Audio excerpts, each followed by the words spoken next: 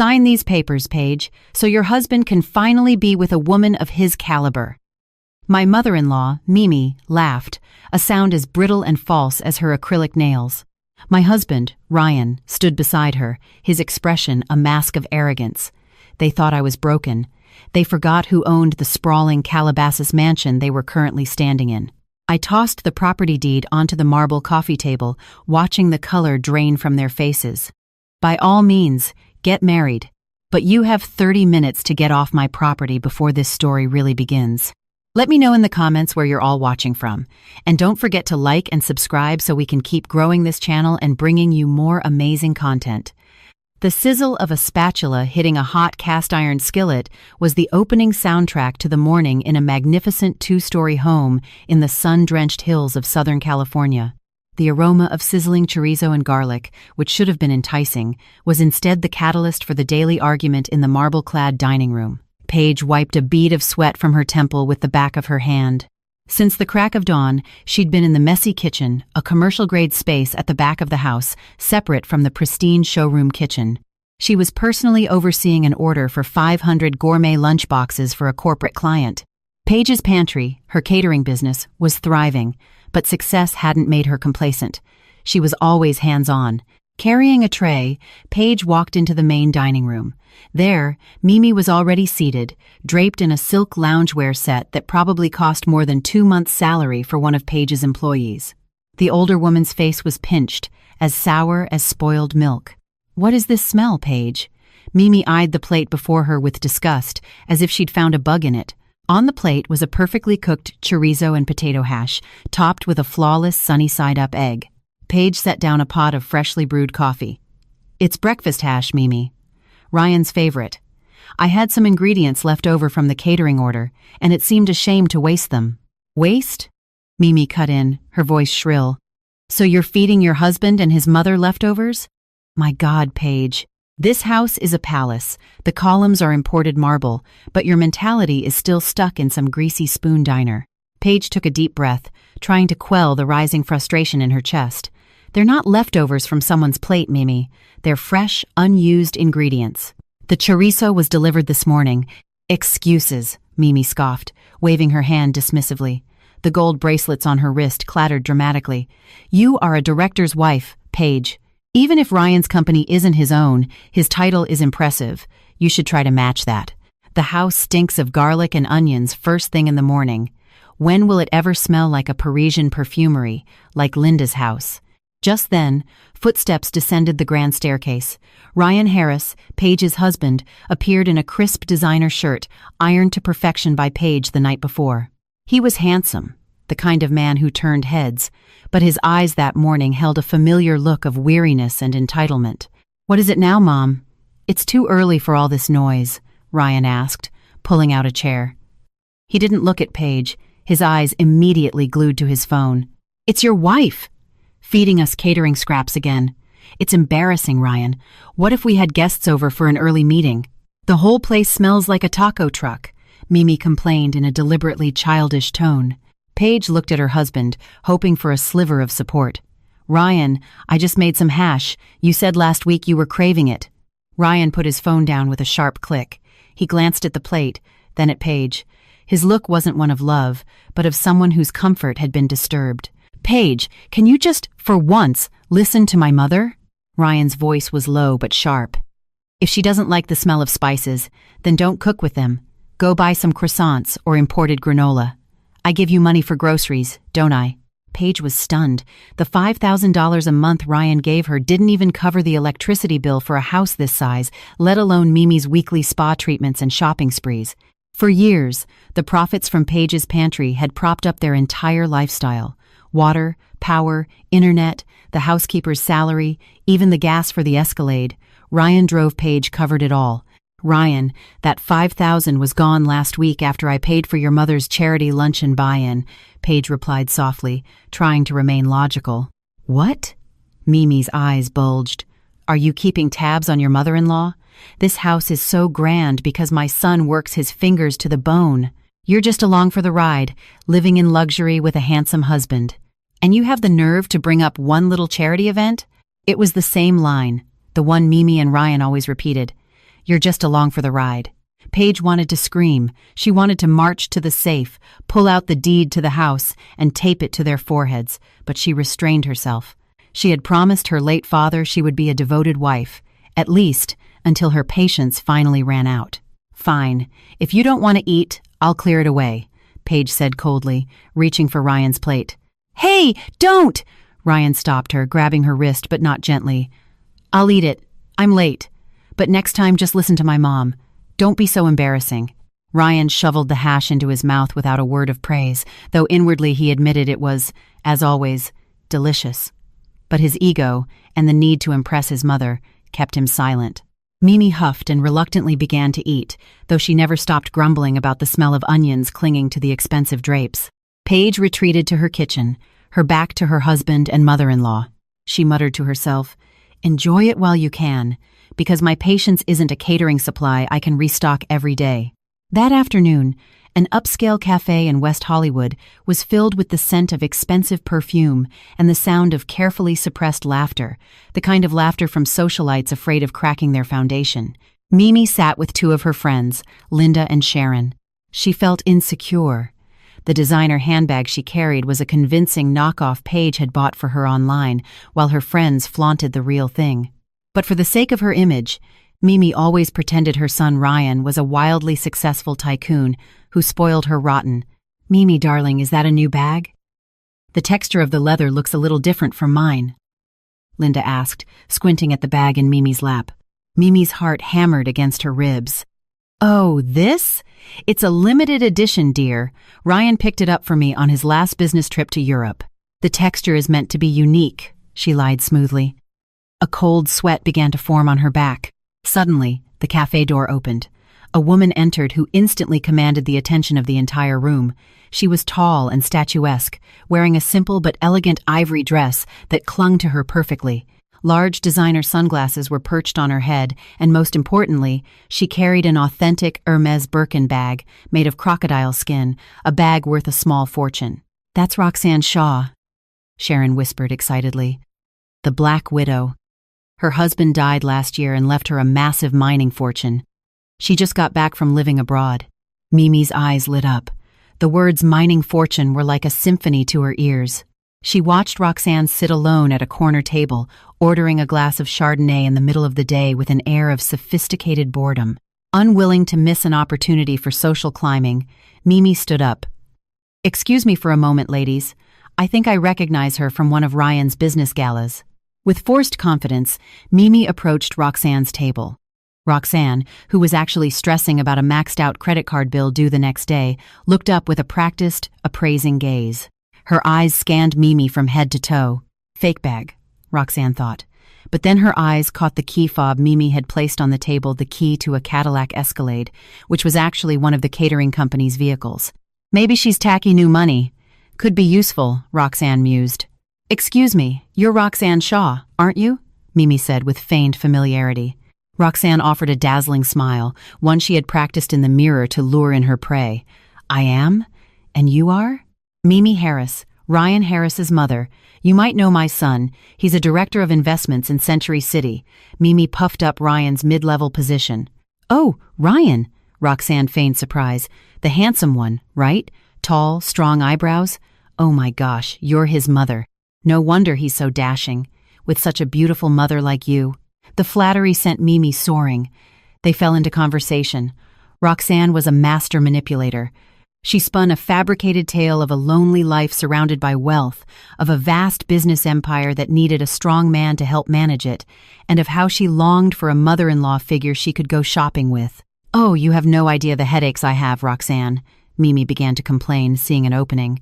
"Ryan is a good, successful boy, but his wife, well, what's wrong with his wife, Mimi?" Roxanne prompted, a sly glint in her eye. "She's from the working class. A cook. The house smells of garlic every day. Ryan made a terrible mistake. If only he had a sophisticated woman like you, Roxanne, his life would be perfect." Roxanne laughed delicately, covering her mouth with a manicured hand.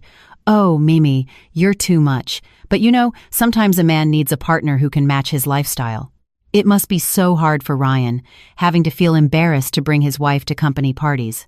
That sentence lodged itself firmly in Mimi's brain. Before they parted, Roxanne slipped her business card into Mimi's hand and, as if on a whim, took off the silk Hermes scarf she was wearing. "This is for you. The color is perfect with your skin tone." Mimi went home with a fluttering heart and a new mission: to get rid of the garlic-scented Paige and replace her with the walking gold mine named Roxanne. That night, the atmosphere at the dinner table was more tense than usual. Paige had just finished overseeing a large catering delivery for a wedding. She was still in her work uniform, a black polo shirt with Paige's Pantry embroidered on it, and a pair of jeans. Her hair was pulled back in a messy bun, her face free of makeup. Across the table, Ryan was eating with gusto. The menu was a slow-cooked short rib stew, another one of Paige's incredibly delicious meals. But Mimi wasn't touching her food. She was too busy admiring herself in the dining room mirror, draped in the scarf from Roxanne. "Ryan, look at Mom's new scarf. Isn't it beautiful?" Mimi asked, breaking the silence. "Nice, Mom. Must have been expensive," Ryan commented without looking up. "It was a gift from your future, ideal wife," Mimi said loudly, intentionally for Paige to hear. Paige's fork clinked softly against her plate. She didn't comment. She just kept eating, pretending to be deaf. Ryan frowned. "What are you talking about, Mom?" Mimi moved to the chair beside Ryan, lowering her voice to a conspiratorial whisper that was still perfectly audible. "I met Roxanne Shaw today. You know, the wealthy widow whose husband left her a mining fortune. She is stunning, Ryan. Flawless skin, elegant, smells divine. Not like—" Mimi flicked her eyes toward Paige. "Not like someone who just came from a fish market." Paige stopped eating. "Mimi, if you have something to say about me, just say it. Don't beat around the bush." "See, Ryan? Your wife is so sensitive."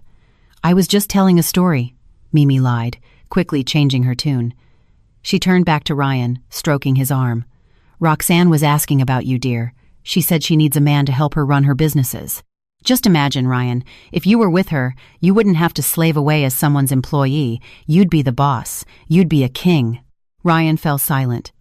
The image of being the head of a mining empire, of having endless money and a wife as glamorous as Roxanne, began to dance in his head. He'd always felt his salary was never enough to satisfy his mother's expensive tastes. He also secretly resented that the house they lived in was Paige's inheritance, even though she never once lorded it over him. Ryan's fragile male ego was easily tempted by the promise of instant wealth. "She asked about me?" Ryan asked, his voice hesitant. "Yes, she said you were dashing, and she's so lonely, Ryan. She needs someone to lean on."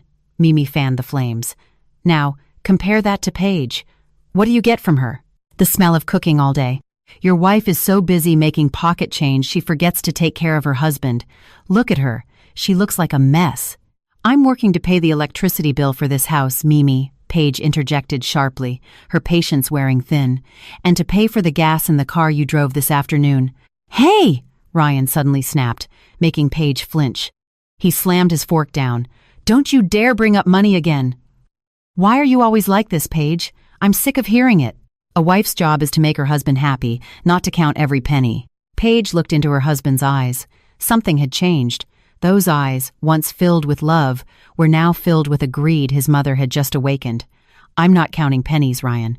I just want your mother to appreciate my efforts." "Appreciate what?" "All you do is cook," Mimi scoffed. "If you were like Roxanne, poised, elegant, with money flowing in, that would be a wife a husband could be proud of." That night, Ryan didn't sleep in their bedroom. He slept in the guest room, claiming he needed to clear his head. But Paige knew. She knew he was in there, scrolling through Roxanne Shaw's Instagram, mesmerized by photos of her luxurious vacations and starting to imagine a life that wasn't his. The next day, the chill in the house was palpable. Paige busied herself at the small office she ran for her catering business, located in a commercial space near a wholesale market, avoiding any interaction with the two people in her home. But avoidance didn't mean ignorance. In her modest office, Paige sat before a pile of invoices. Beside her, her trusted assistant, Brenda, looked at her with concern. "Paige, you look so pale." "Did you even eat breakfast?" Brenda asked. Paige managed a thin smile that didn't reach her eyes. "I'm fine, Brenda. Just a lot on my mind." "Is it Mr. Harris again?" Brenda asked carefully. All the employees knew about the attitude of Paige's husband and mother-in-law, as Mimi often showed up at the office demanding cash from the register. Paige sighed, leaning back in her chair. "They're getting worse, Brenda. Now his mother is trying to set him up with some rich widow, says it'll elevate the family's status. Oh my God. And what does Mr. Harris think? He's tempted. I can see it in his eyes. He's blinded by wealth he doesn't even have yet." Paige fiddled with a pen, her gaze distant. "But they've forgotten one very important thing, Brenda. They've forgotten that the comfort they're enjoying right now is very, very fragile." Paige opened her desk drawer and took out a thick blue folder. She opened it slightly. Inside was the official deed to the sprawling mansion in Calabasas. The owner's name was printed in bold, clear letters, Paige Latimer. Paige's father had been a successful real estate investor who had left her several properties but had taught her to live simply and work hard. When she married Ryan, she didn't get a prenup because she believed in love. But this house was an inheritance, her separate property. No law could divide it as a marital asset. "Aren't you going to tell them now?" asked Brenda, who knew the secret. Paige shook her head. "Not yet. I want to see how far Ryan will go. I want to see if he'll really trade his loyalty for an illusion of wealth. If he truly betrays me, that's when I'll show them who the real queen of that castle is." That afternoon, Paige's phone buzzed. A notification from her banking app. A charge of $5,000 had just been made on the supplementary credit card Ryan held. The charge was from a high-end men's boutique on Rodeo Drive. Paige's heart sank. That was the card's limit for the month. Ryan had spent it all in one go, and she knew he didn't need new clothes unless he needed them to impress someone. Paige closed her eyes, fighting back tears. "Go ahead, Ryan," she whispered to herself. "Go ahead and buy the ticket to your own destruction." Saturday night, a time when most couples would relax or watch a movie together. But tonight, Ryan was dressed to the nines. He wore the new designer shirt he'd bought that afternoon. His hair was perfectly styled, and the scent of his expensive cologne filled the living room. Mimi fussed around him like a fly buzzing around sugar, adjusting his collar with a triumphant smile. "So handsome, my boy. Now this is how you should look. Perfect for a date with Roxanne," Mimi praised proudly. Paige came down the stairs. She'd just showered and was wearing a comfortable house dress. She took in the scene with a shattered heart, but her face remained a calm mask. "Where are you going, Ryan? You're all dressed up." Ryan looked nervous for a second, but Mimi quickly jumped in. "Ryan has a meeting with a very important client, an international investor. This is a huge opportunity for his career. Stop asking so many questions and distracting him." "A meeting? On a Saturday night?" Paige raised an eyebrow. Ryan cleared his throat, avoiding her gaze. "Yes, Paige. It's a last-minute thing with an investor. I'll probably be home late." "Oh, an investor?" Paige nodded slowly. "A mining investor, perhaps?" Ryan flinched. He shot a sharp look at Paige. "What are you talking about? Look, I have to go.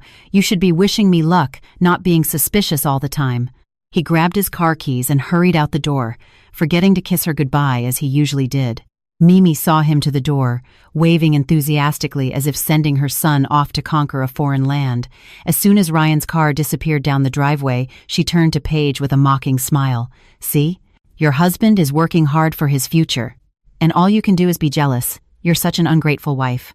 Paige didn't answer. She simply walked back to her room and locked the door. Elsewhere, in a fine dining restaurant on the 50th floor of a downtown skyscraper, Ryan sat across from Roxanne. The glittering skyline of Los Angeles served as a romantic backdrop. Roxanne was breathtaking in a vibrant red dress that showed off her flawless shoulders. "I'm so glad you could make it, Ryan," Roxanne said in a sultry voice, her hand brushing his on the table. "Honestly, it's so lonely in this city. You meet so many people, but it's hard to find someone genuine."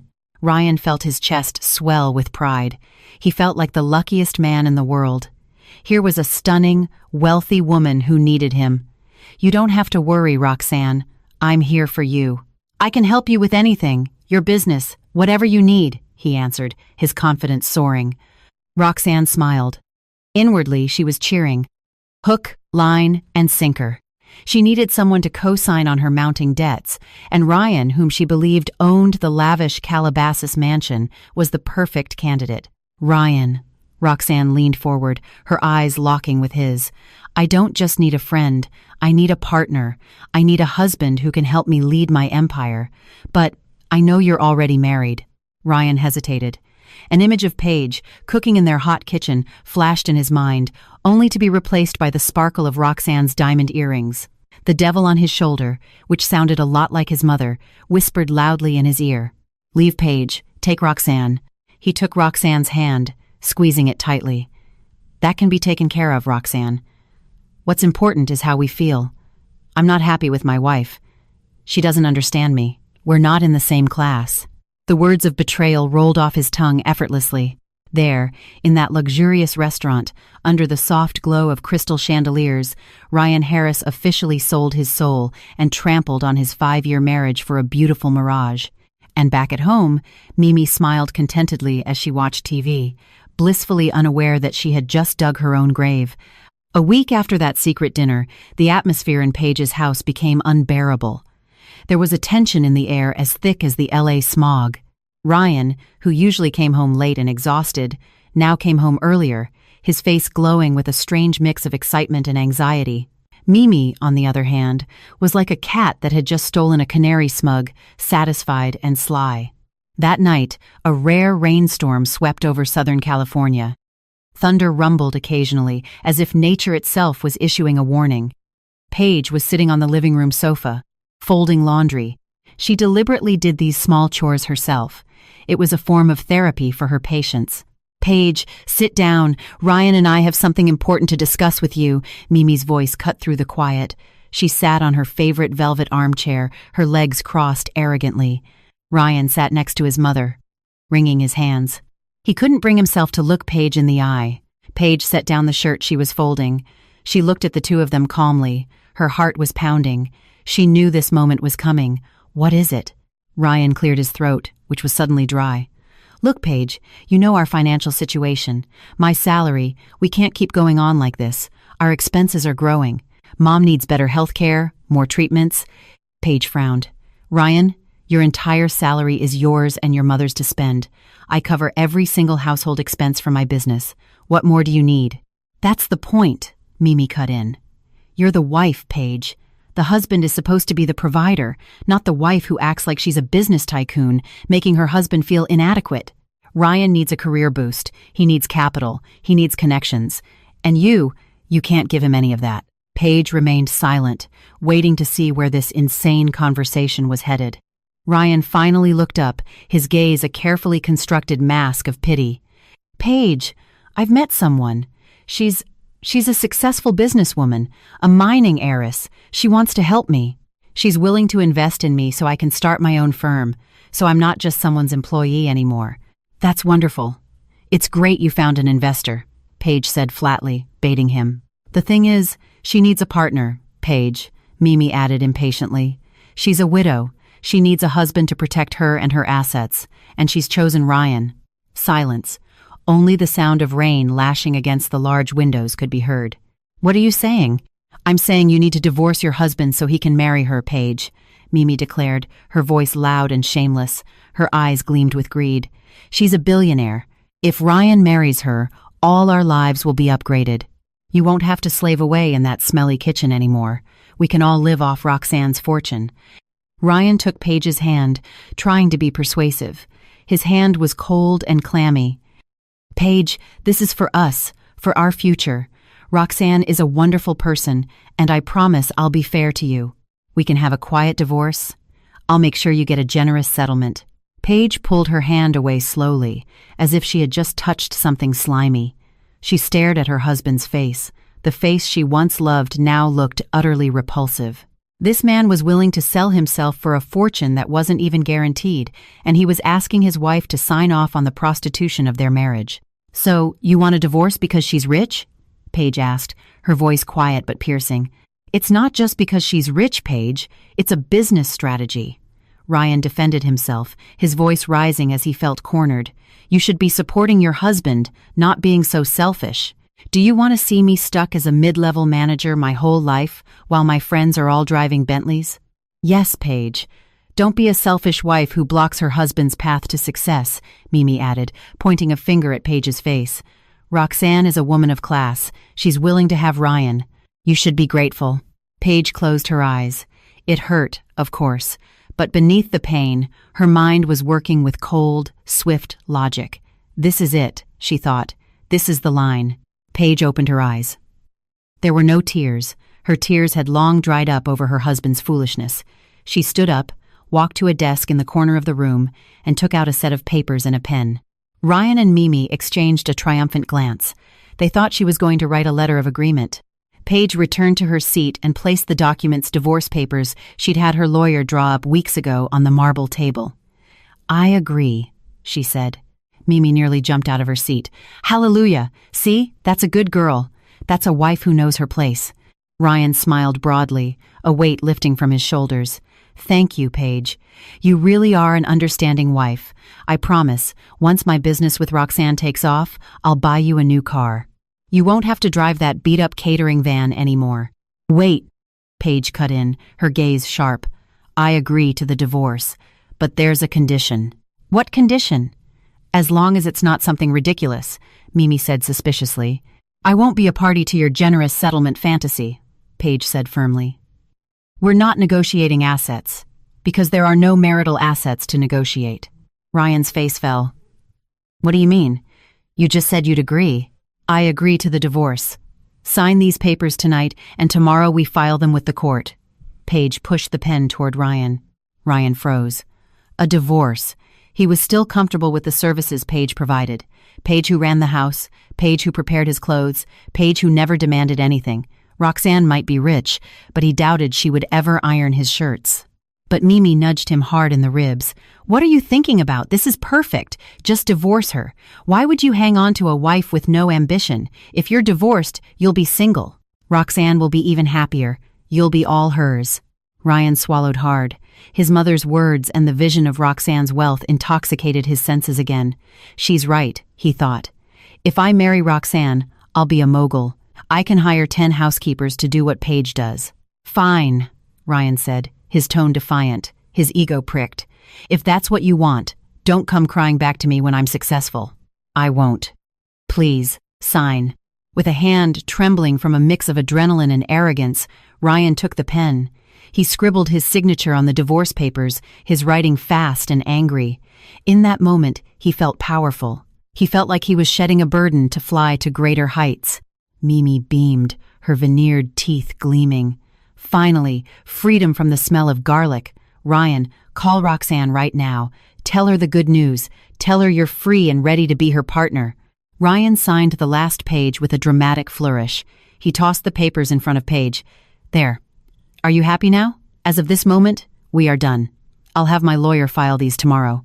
Paige picked up the papers, scanned them, and then folded them neatly. Her face was an unreadable mask. "Good. Thank you, Ryan. Thank you for making your choice." "You're welcome," Ryan said arrogantly. "Now, since we're no longer husband and wife, I'll be sleeping in the master bedroom alone tonight. You can sleep in the guest room until you find a new apartment to rent." Mimi cackled. "Yes, Paige. Start packing. It's not right for a divorcee to squat in her ex-husband's house, especially when he's about to marry a billionaire." Paige smiled, a wry, chilling smile that suddenly made the hair on Ryan's neck stand up. "Who said I'm the one who has to leave?" Her words hung in the air, stopping Mimi's laughter cold. "What are you talking about? Don't be delusional.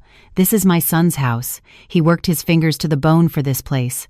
You were just the wife who sat at home."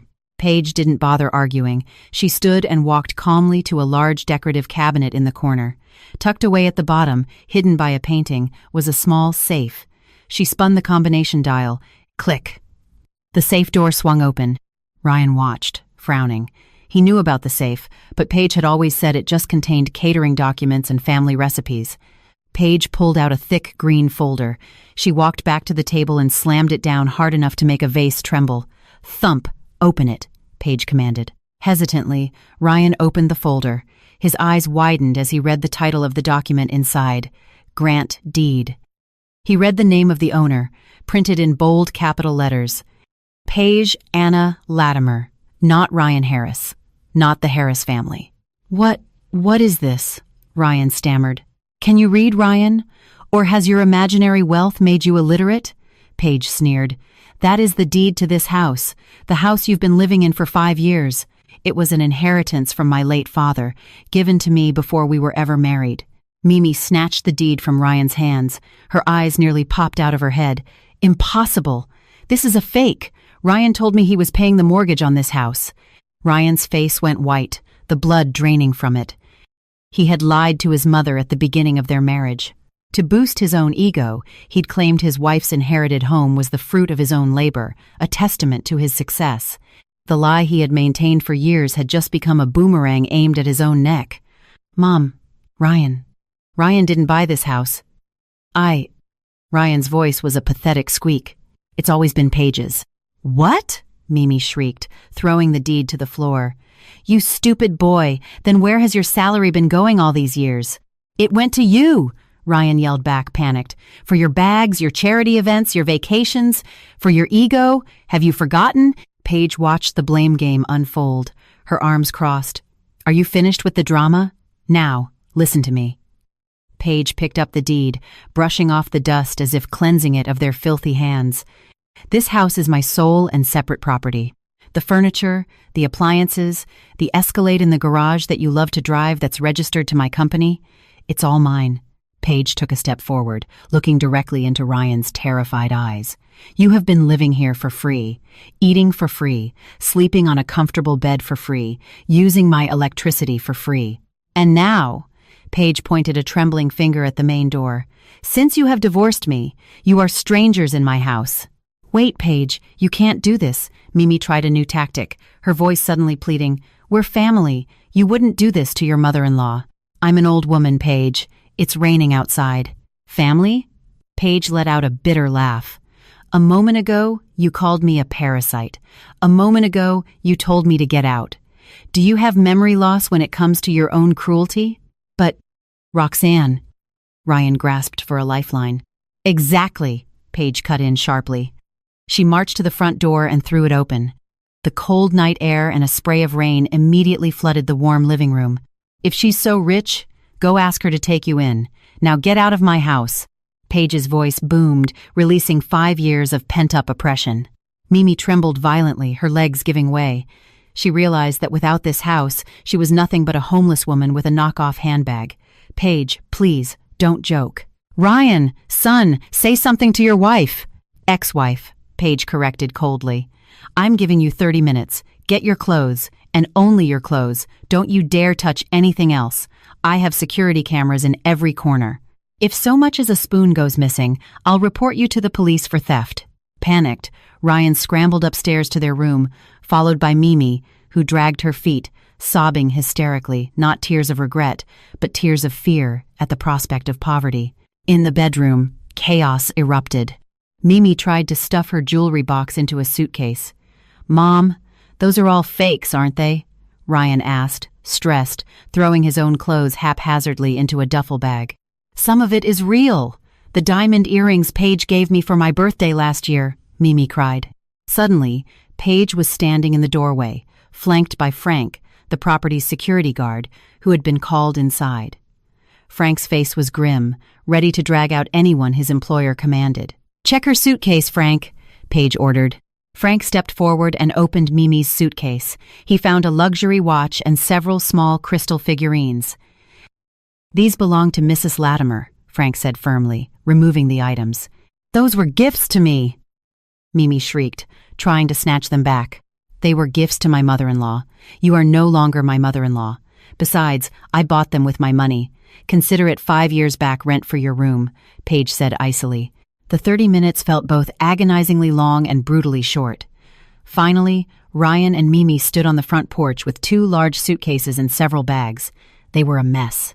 Mimi's hair was disheveled, her mascara running down her face. Ryan's expensive shirt was splattered with rain. The housekeepers and a few curious neighbors began to peek from behind their fences. A wave of shame washed over Ryan. He, who had always puffed out his chest as the master of the house, was now being thrown out like a stray cat. Go, Paige commanded. Ryan looked at Paige one last time, a flash of hatred in his eyes. You'll regret this, Paige. You just wait. Tomorrow, Roxanne will pick me up in a luxury car, and I'll laugh at you from my new mansion. "I'll be waiting," Paige replied calmly. "Now get off my property." Frank pushed open the heavy black iron gate. Ryan and Mimi dragged their suitcases out into the pouring rain. As soon as their feet crossed the property line, Frank slammed the gate shut with a deafening clang. Clang. The sound of the deadbolt turning was like a death sentence to their comfortable lives. Paige stood behind the glass window, watching the two figures now soaked on the sidewalk. She felt no pity, only an overwhelming sense of relief, as if a massive boulder had just been lifted from her chest. She turned, switched off the living room lights, and left them to the darkness outside. Outside the towering gates, reality hit Ryan and Mimi like a freight train. The rain was relentless. They took shelter under the awning of a closed shop not far from the gated community. Mimi was shivering. The Hermes scarf from Roxanne was now a soggy, limp rag. "Ryan, I'm freezing. Call a cab. We're going to a 5-star hotel. I refuse to look like a homeless person." Ryan fumbled for his phone, its screen wet with rain. He opened his banking app. His balance, $450. Enough for a cab and maybe some fast food, but not a 5-star hotel. His credit card was maxed out from the shopping spree and from treating Roxanne to dinner. "Mom, we're short on cash," Ryan said, his voice trembling. "What about Roxanne? Call her. Tell her to pick us up. Tell her we're free and we need a place to stay before we move into her mansion," Mimi urged, her teeth chattering. With shaking hands, Ryan found the contact saved as My Future in his phone. He pressed call. Ring, ring, no answer. He tried again, and again. On the 5th try, she picked up. Her voice was slurred, and loud music blared in the background. "Ryan? What is it?" "You're blowing up my phone. It's so annoying. I'm at a party." Roxanne sounded irritated, a far cry from her usual sultry tone. Roxanne, you have to help me. I divorced Paige. She kicked me out. My mom and I are on the street, in the rain. Can you pick us up? Can we come to your place?" Ryan begged, his pride washed away by the storm. There was a moment of silence on the other end, then a burst of derisive laughter. "What? Kicked out? You mean that house in Calabasas isn't yours?" It was Paige's. "But I'm going to be your husband. We're going to run the mining business together, remember?" "Are you insane?" Roxanne shrieked over the music. "I thought you were rich. I thought that house was your asset, something I could use as collateral. If you're broke, what the hell do I need you for?" "I'm being chased by debt collectors, you idiot. I was looking for a rich guy to pay off my debts, not take on another broke loser and his tacky mother." Ryan felt his heart stop. "But, Roxanne, we love each other." "Wake up, Ryan. Love doesn't pay my designer bills. Don't ever call me again. Bye." Click. The line went dead. Ryan stood frozen. The phone slipped from his grasp and fell into a dirty puddle on the sidewalk. "Well? Is Roxanne coming? Is she bringing her Rolls Royce?" Mimi asked, her face full of hope. Ryan turned slowly to his mother, his expression vacant, as if his soul had been forcibly ripped from his body. She's not coming, Mom. She's in a lot of debt. She was just using me because she thought I was rich." Mimi's jaw dropped. Her world collapsed. Her dreams of a new mansion, luxury cars, and socialite status evaporated in an instant. "Lies!" she finally shrieked, her voice cracking. "You must have said something wrong. Call her again." "She blocked me, Mom," Ryan yelled in frustration, kicking his own suitcase. "We have no one left." That night ended tragically. They managed to get a cheap Uber that smelled of stale cigarettes, which took them to a seedy motel in Van Nuys for $80 a night. The room was cramped and musty, the walls damp. The bedsheets were a dingy gray with cigarette burns. Mimi sat on the edge of the hard mattress, staring blankly at her surroundings. This is where we're sleeping?" Mimi whispered, fresh tears streaming down her face. "I can't sleep here, Ryan. It smells." Ryan slid to the floor, his back against the wall, hugging his knees.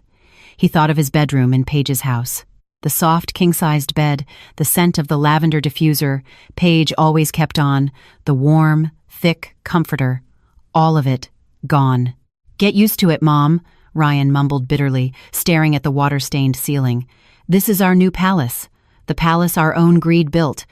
And outside, The rain continued to fall, as if trying to wash away their sins, or perhaps just to drown them deeper in the mire of regret that was only just beginning.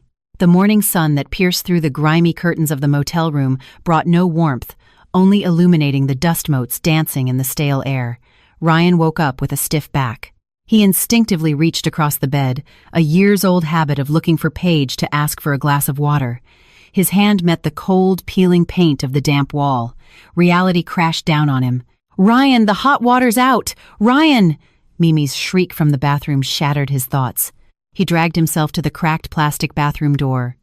Inside, Mimi stood wrapped in a threadbare towel, her face covered in soap foam, while the showerhead dripped only cold, murky water. "Be patient, Mom. This isn't our house." "It's a cheap motel," Ryan said, his voice hoarse. "Patient? I'm freezing. My skin will be ruined. Call the front desk and tell them to fix it now," Mimi demanded. Ryan just grunted, turning the rusty faucet in the sink to splash his face with brownish water. He looked at his reflection in the clouded mirror.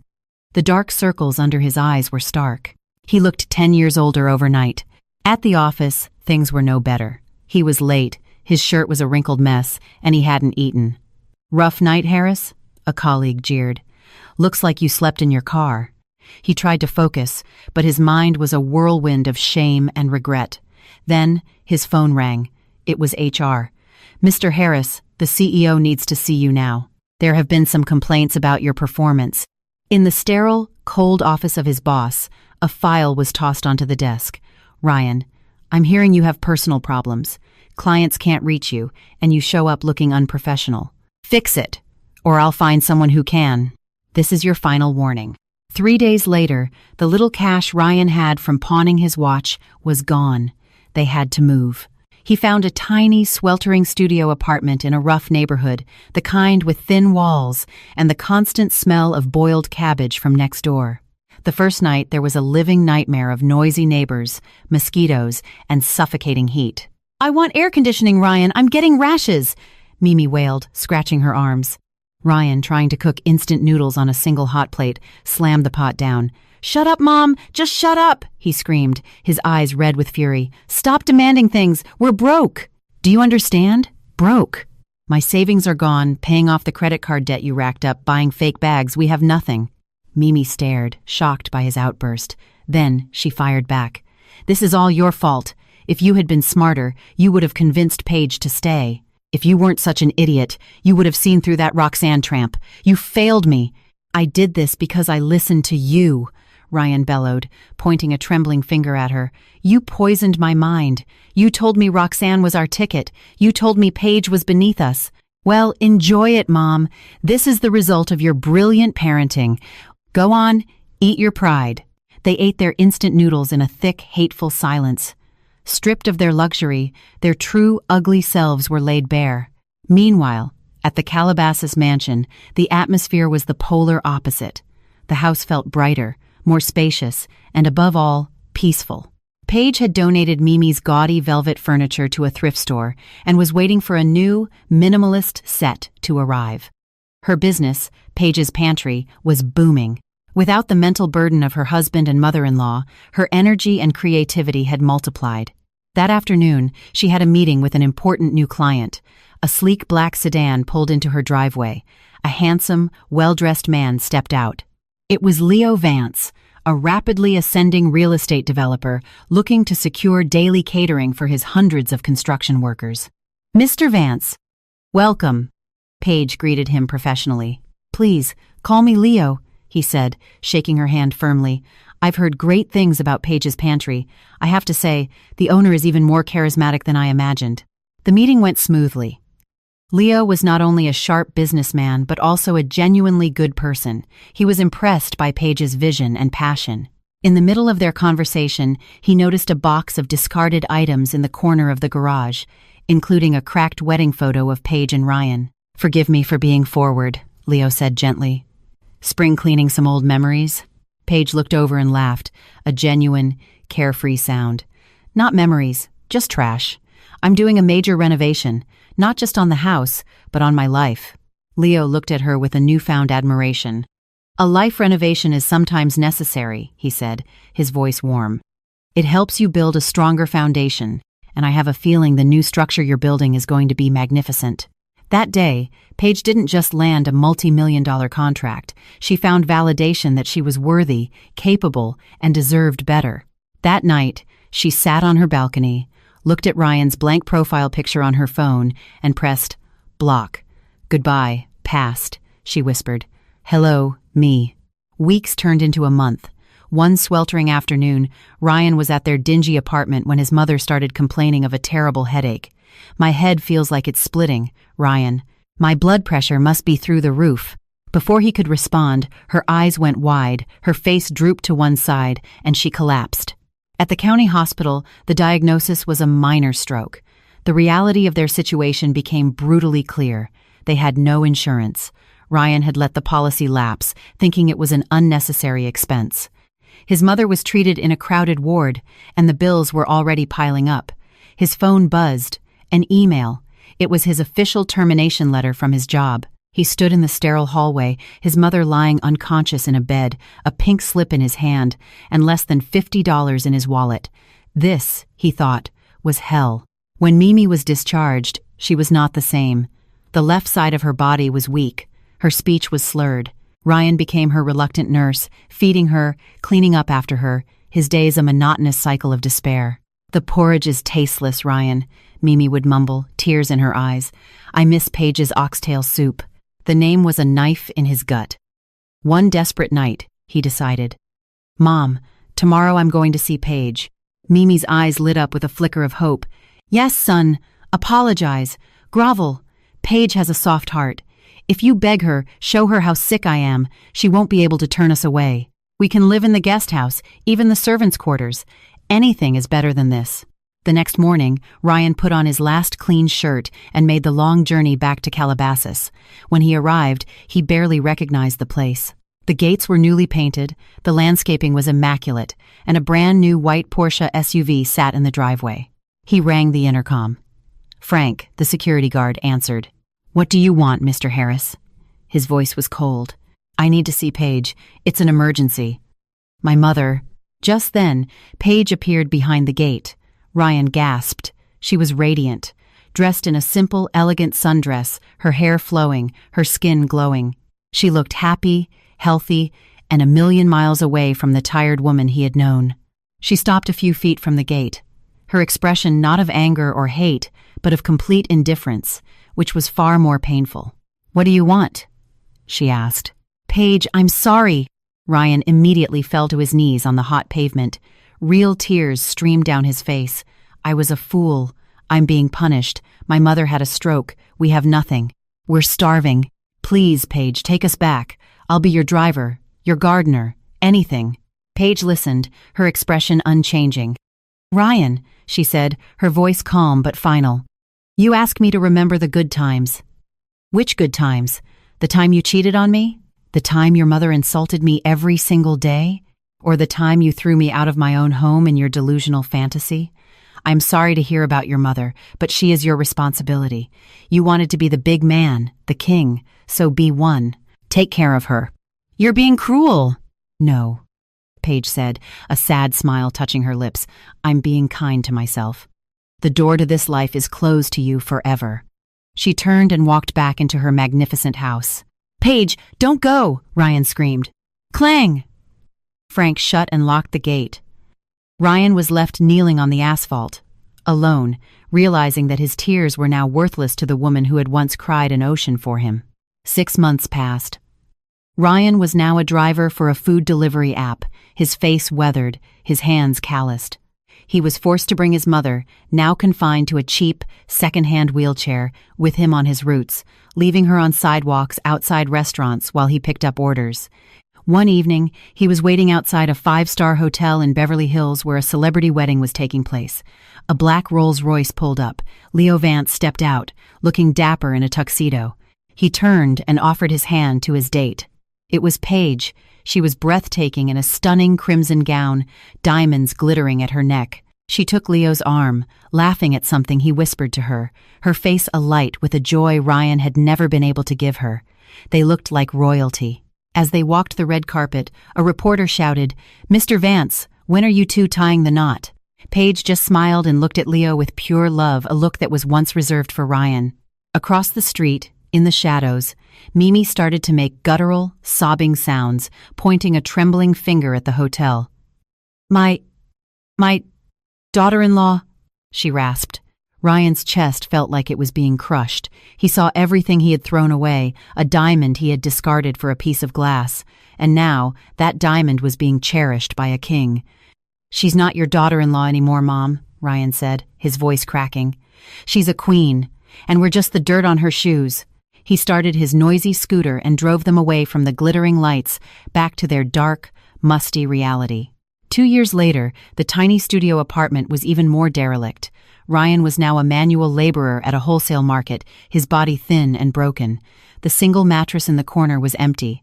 Mimi had passed away a week earlier, quietly, in the suffocating heat of the night. Her funeral was a small, charity-funded affair, attended by a few sympathetic neighbors. Ryan sat on the floor, picking at a newspaper someone had left behind. On the society page was a large photo. Paige's Pantry CEO, Paige Latimer Vance, celebrates 50th franchise opening and first wedding anniversary with real estate magnate Leo Vance. In the photo, Paige was beautiful and successful, holding a laughing baby boy in her arms, while Leo looked on lovingly. Ryan crumpled the newspaper. There was no anger left, no jealousy, only a vast, hollow emptiness. He had it all. He had a heaven on earth, and he had burned it to the ground because he thought the fires of hell looked warmer. He closed his eyes, a single tear tracing a path through the grime on his cheek. "I'm sorry, Paige," he whispered to the empty room. "I'm sorry, Mom. I'm so sorry." But apologies couldn't turn back time. The gates to that life were locked forever. For those who do not know how to be grateful, the punishment is not just losing what they have, but being forced to watch someone else cherish it for the rest of their lives. Ryan Harris, the arrogant former master of the house, was now just a spectator on the sidelines of life, destined to live out his days in a long, lonely, and self-inflicted defeat.